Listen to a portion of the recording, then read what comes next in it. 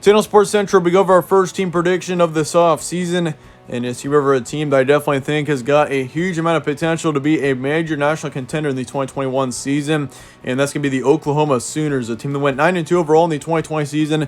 Not a terrible season for Oklahoma. Of course, this team started out the year 1-2, which was definitely not a good look for Oklahoma. But this team improved drastically over the course of the season, and I really do think that's going to lead into 2021 here. And why that is what we're going over here today. We're going to go ahead and get started, and we're going to be looking at your season trends to start off with. And of course, this is just kind of a recap on 2020 for you. Of course, if you look at any team, a big part of looking at a team and determining how good they're going to be in the following season, you got to look at the trends over the course of their previous season and whether or not they improved, for one, and for two, how much momentum they've got going into the next season, which for Oklahoma here, it's almost as good as it gets. I mean, this team was 9-2 last year, and they improved. They were definitely the most improved team by far last season, in my opinion. I mean, they were 3-2 in their first 5 games, 6-0 in their last 6. I mean, they won. I mean, this team started out 1-2, so they won their last 8. By huge margins too. I mean, if you look at their wins, their key wins here, they beat Texas 53-45, beat Texas Tech 62-28, beat Oklahoma State 41-13. That was a huge win.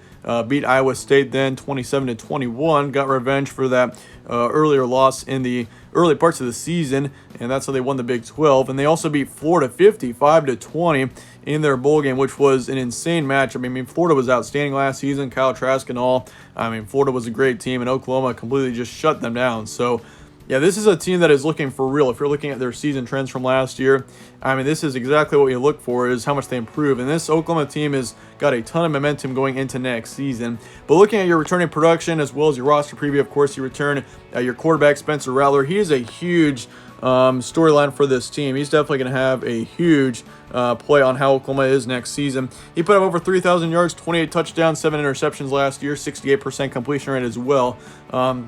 So those are outstanding stats. And I mean, if you look at him over the course of the season too, just kind of watching him, I mean, if you look at the first part of the season in comparison to the last part, I mean, Spencer Rattler improved a ton in just about every way over the course of 2020. So you got to watch out for him for sure. Ramondre Stevenson will not be back. He was your top running back. But otherwise, I think, I mean, even though you're losing your top running back there with Stevenson, he put up just over 870 yards, you're going to be just fine in the running back core. You've got a ton of depth there.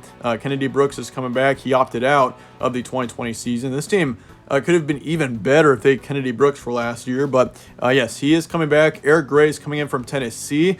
He's transferring in from the Volunteers. He was a great running back for the Volunteers when he played for them. And then, of course, Seth McGowan. Apparently this is, I'm not sure if this is recent, but apparently he will not be returning to the team due to some allegations. So that is an error there. Seth McGowan will not be back to Oklahoma next season, but either way, I mean, you still got major depth there with Kennedy Brooks and Eric Gray. So you'll be just fine with having those two running backs. I mean, both of those running backs with Kennedy Brooks and Eric Gray are capable of being a top running back for any college football team, really. So that's going to be huge for Oklahoma. As for the receiving core, Marvin Mims is coming back. Theo Weiss is coming back. Austin Stogner is also coming back. He was your major tight end last year, obviously.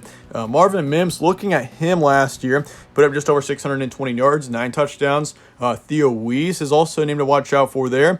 Last season, he put up just over 520 yards. And then, of course, if you look at Austin Stogner, your tight end, he's got a huge amount of potential to be one of the best tight ends in the nation next year. Put up just over 420 yards, 3 touchdowns as well for the Sooners last season. As for the offensive line, you lose 3 on there, return nearly all of your defense. I mean, this defense is looking outstanding going into next season. That was kind of your issue last year, was on the defensive side, you just let up so many big plays. And that was kind of what, I'll be honest, really affected you in games. And I mean, that was a big part of it. And really, I mean, considering this defense is going to be dramatically more experienced going into next season, that's going to be huge for this team. That's going to be huge for Oklahoma moving forward, is having a better defense. And really, I mean, when you're in the Big 12 and you have a good defense, like that's going to take you a long ways, because in the Big 12, I mean, it's all about offense. So, but I mean, you do this 3 offensive linemen. That is a little bit of a concern to me, but that's really the only concern I've got with Oklahoma next year. I mean, skill players positions look outstanding for this team. Spencer Rattler could take this team very far, I really do believe. If this team can stay healthy, I mean, Oklahoma, this team is a national contender next year easily. I mean, national contender is, I mean, I'm talking like national title team. Like, this team can easily be in the national championship next season, and I would not be surprised. I mean, it's just a matter of whether or not they can stay consistent. And I mean, this team has got the talent to do so. This team has got the talent to be a national title winning team. It's just a matter of whether or not they can get there. Yes, contenders for sure. I think Oklahoma is definitely a team that I'm really high on this Oklahoma team, though. I mean, it's pretty obvious by how I'm talking about this team, obviously, but I just think, I mean, this explains itself. Just the returning production in general. You've got a great receiving core. You've got an outstanding quarterback who is definitely on the rise. Huge depth across the board on your offense. Great recruiting coming in. Oklahoma's going to be an outstanding team next season, and it's going to be fun to watch for sure. But looking at your schedule now, of course, to start off the season against Tulane, you got them on the road. Western Carolina and Nebraska then comes to town on the 18th. Old rivalry game there. I don't think it's going to be very close this year, though. Nebraska is probably not even going to stand a chance there. I mean, if you ask me. West Virginia, then you got them at home. You got Kansas State on the road. Texas, of course, in Dallas, you got them. You got TCU at home as well. Then you got Kansas on the road, Texas Tech, Baylor, and then you got Iowa State. That's going to be a huge matchup there. I mean, whoever wins that Iowa State matchup is probably going to be your champion of the Big 12, I would assume, but that's going to be a major matchup there. Same thing with Oklahoma State. That's going to be a huge one there as well. So, looking at the first 4 games of your schedule in September, you got Tulane. That's going to be a win. Western Carolina's going to be a win. Nebraska's going to be a win. And the green, those are going to be your easy wins. So, any win that's going to be over 14 points will be highlighted in green. All 4 of those games are easy ones. I mean, I think Western Carolina and Tulane are definitely confirmed green games. And then, of course, West Virginia actually could be a decent team next year.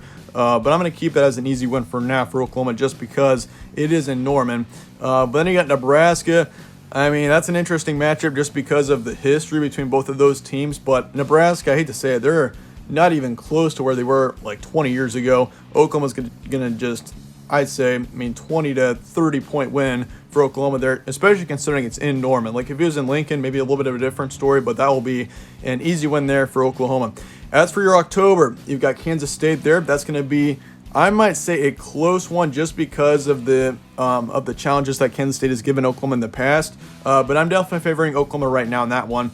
Texas, that's going to be a closer one as well, just because, I mean, it's always kind of interesting between both of those teams in Oklahoma and Texas. But once again, I'm predicting a win there. The yellow games are also predicted wins for Oklahoma. Those are just the closer games. But TCU there, that's going to be a win. That could be potentially a yellow game as well, just because, I mean, TCU could be a good team next year as well. I mean, I could see 7 to 8 wins out of TCU. That team's actually looking pretty good. Texas Tech with Tyler Shuck should be interesting too, but I'm still going to say a win for Oklahoma. Kansas is going to be an easy one, probably 45 or 40 to 50 point win there. I think Kansas is probably going to be the worst team in the Power 5 by far next season. Chances is, I mean, they could be like one of the worst teams in the FBS for that matter. But as for your November, then you got a bye week there in the first week of November. And then you got Baylor on the road. That will be a win. Iowa State's going to be a win as well. I mean, I like Iowa State, or I really like Iowa State in general this season, but I think Oklahoma's just the better team. They're going to get the win against them at home. But Iowa State next season, I could see 10-2 to 11-1. Watch out for them. They're going to be your biggest competitor for sure in the Big 12 next year. I don't know how Iowa State got so high up suddenly. I mean, that team really came out of nowhere over the past 2 or 3 years, but they're for real. They got great returning production, and all around Iowa State's going to be an outstanding team. So you're going to want to watch out for that matchup there, but Oklahoma State as well could come to be a closer one there, but I'm still predicting a win for Oklahoma. So record prediction for Oklahoma is going to be 12-0. I've got you guys going undefeated next season. I mean, there are a couple of potential close games, and I mean, if you're going to lose any game, it might be that Oklahoma State matchup just because it's after a really tough Iowa State matchup, and it's also on the road in Oklahoma State, and it's also a rivalry matchup. But, I mean, Iowa State is also going to be a tough one. Those last 2 games, I'd probably say, are definitely your toughest ones of the season. I mean, otherwise, I really like Oklahoma to start the season 10-0 at least. This team is going to be ranked pretty high going into the postseason. But, yeah, record prediction is 12-0 for this team. I'm pretty confident that we're going to see 12 wins out of Oklahoma for sure. Once again, this team is looking outstanding, and I really like them going into next season. But I'd like to hear your thoughts and comments below on Oklahoma. I appreciate you guys all watching, and if you enjoyed this preview, slap a like on it, subscribe as well. As it really helps the channel, I'd really appreciate that. But once again, stay tuned for more from All Sports Central. I'll see you guys all later.